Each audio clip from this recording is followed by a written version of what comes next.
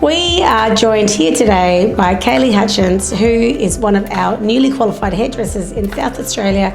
We also had the pleasure of both participating in the Diploma of Salon Management through the French and Saba. So thank you for joining us today. No, thank you for having me.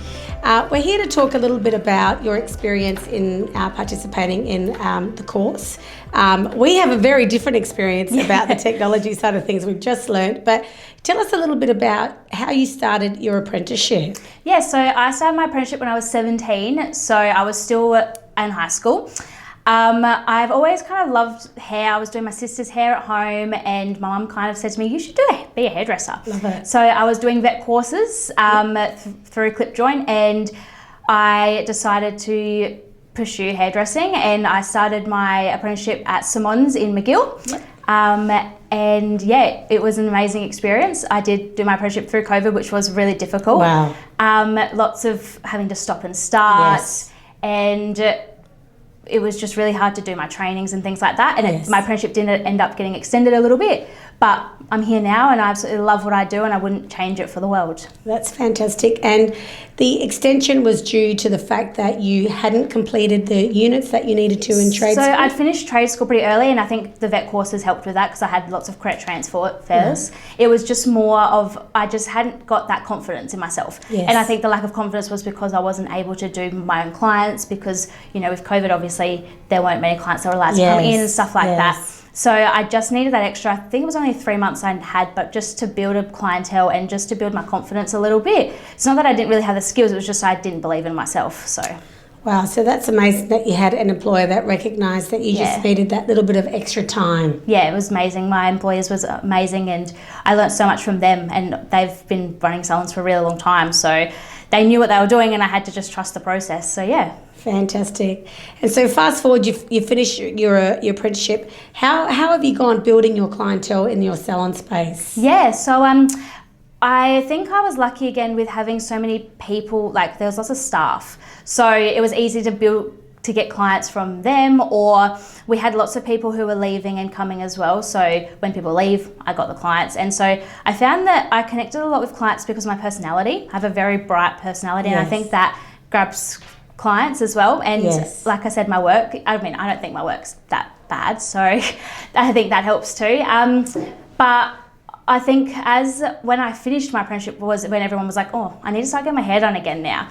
So we definitely were starting to get more clients in as well. And I've definitely now, being qualified for a little bit, have built quite a good clientele full of lots of different people, but I can have good chats with them and I'm always really happy with the work I'm doing for them, so yeah. That's fantastic. And tell us, how was it that you came across the course that we were offering through the French here? Yeah, so actually my manager was the one who sent it to me. So I've always kind of said to her that I wanted to keep learning more. I just felt like hairdressing wasn't enough. I wanted to be doing more within the salon, learning anything, whether that's the stock or the behind the scenes a little bit. I just knew that there was more that I could learn. And there were little bits and pieces that I was learning along the way, but she kind of sent me this course and she's like, I think you should do this would be great. So it had everything I wanted to learn, so yeah, I was excited to do it and obviously signed up straight away, so yeah. Yeah, that's fantastic. And I mean, the course obviously we offered is not the complete course, it was only 3 units in the Diploma of Salon Management. Now, in your experience, tell me a little bit about the way you thought the course was run. So for an example, like I also participated in that course, and being that I'm an older student, for me, one of the factors that played a little bit of hindrance for me was my lack of the understanding in the world of technology because the course was run online. Tell me, in your experience, which was very different to mine, what did you think of the course structure, the way the course was laid out? So in terms of receiving the learning material and then being able to go through that course independently. Yeah, so I thought it was great, especially the fact that everything was laid out, what we needed to do and when we needed to have it done by. So I have ADHD, so I struggle a lot with maintaining focus and things like that. So having it all there and being able to do it at my own pace was really helpful. And like I said, obviously me being a time younger, I can do the technical stuff a little bit easier. But also I think that the people that were there running the course and stuff were really helpful as well. Having those weekly Zoom meetings were really great too. Making sure we were staying up to date. I would always have my work pretty much finished by the time the Zoom meeting was due. So we would do the Zoom meeting, and if anything I needed to edit, I would do that quickly and then send it off pretty much the next day.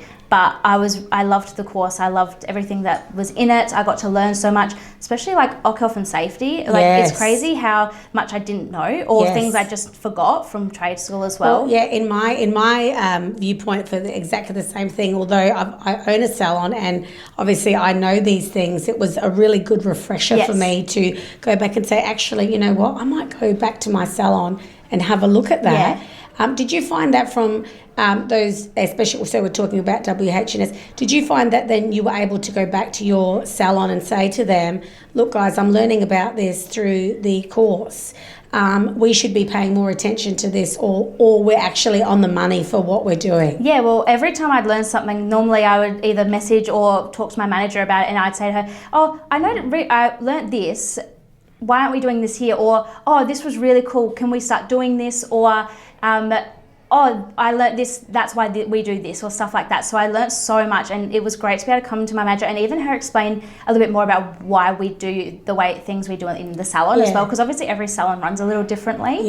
But the structure's all kind of the same as well. Well, that was my next question. Like, now that you've, touched on that sort of salon management side of things, has it helped you to be able to reflect on the policies and procedures that you've been taught during your apprenticeship? Oh, definitely.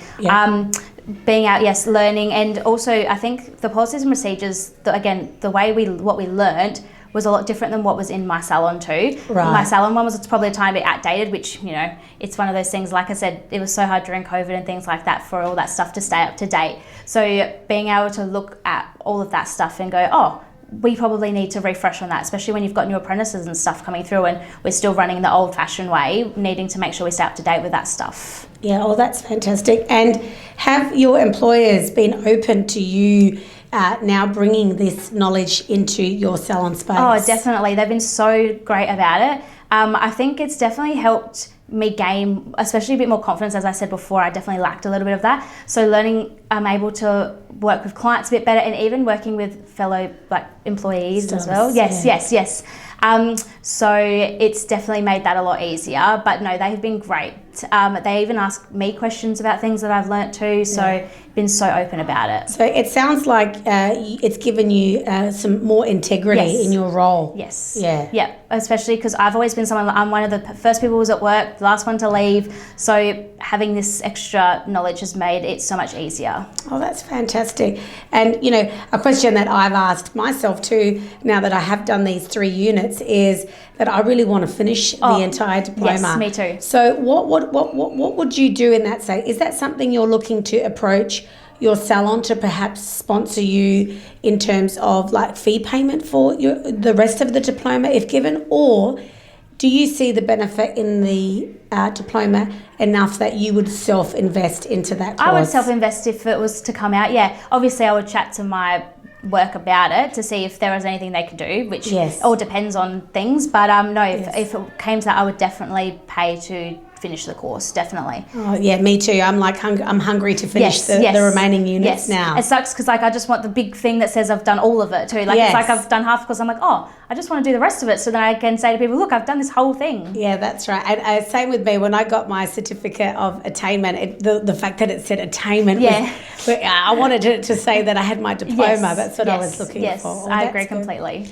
So if you could speak to your younger self now, in the time that you were struggling in your apprenticeship, through the pandemic and through adversity with a little bit of learning difficulty there for you, what would you say to that person now that you're on the other side of completing your units? Oh, I would say to myself that even though right now I feel like I can't do it, I feel like colouring's really hard and I'm not understanding any of it, that people are being really mean, or that, I'm going home and crying all the time because I just don't understand things, that it got so much better, and that I'm actually doing a really good job, and I'm actually doing better than I ever expected. I never thought I'd be here. I never thought I'd be having a meeting and talking to you. Oh, wow. That's awesome. I just thought I'd be, at work, doing my hair and then going home, but I'm doing so much more than that, and I would make sure to tell myself that you can do it. Oh, that's fantastic. And if you had a magic ball and you could look into the future, what are the hopes for yourself as a hairdresser in the next 5 years? I always change my mind because sometimes I'm like, oh, I would love to own a salon, and then sometimes I think, no, that's probably too hard. But I would love to still be doing what I'm doing. I would love to even have so much more knowledge. I know that there's still so much I can learn because hairdressing changes every day. So I'd like to hope that I'm much more knowledgeable. I always thought of myself as teaching as well, whether that's just in the salon or going out and actually teaching, because I think that I have so much knowledge and I'd love to share that with other people, especially because I know how hard it can be. Yes. So, and I think I want to make sure that people know that hairdressing is such a great thing, because right now there aren't people who are doing it who should be. Yes. It's a thing that people are skirting across the side. So I'd love to hope that my story can get out there and make sure that people know that hairdressing is a great thing and that there's so much you can do with it. Well, we would like to say thank you very much for dedicating some time to us today. It's also your day off, but you are giving back to industry with sitting down and having this chat with us. On behalf of all the association, we'd like to say thank you very much for participating in our course, and we wish you all the very best for your career in the future, and keep learning and keep growing, because yes, this industry is amazing. Yeah, thank you so much for having me. Thank you. All right, we are back for our 5 questions with Kaylee here today. Very casual, very fun. Kaylee, if you could travel to anywhere in the world, where would it be right now? Japan. Or, yeah. Japan. Everyone loves Japan. Everyone loves Japan. Well, I mean, I'd love to go to Disneyland, which I think might be Hong Kong, but I love the way Japan works. And my brother's travelled to Japan before and he loves it there. Japan is the answer, guys.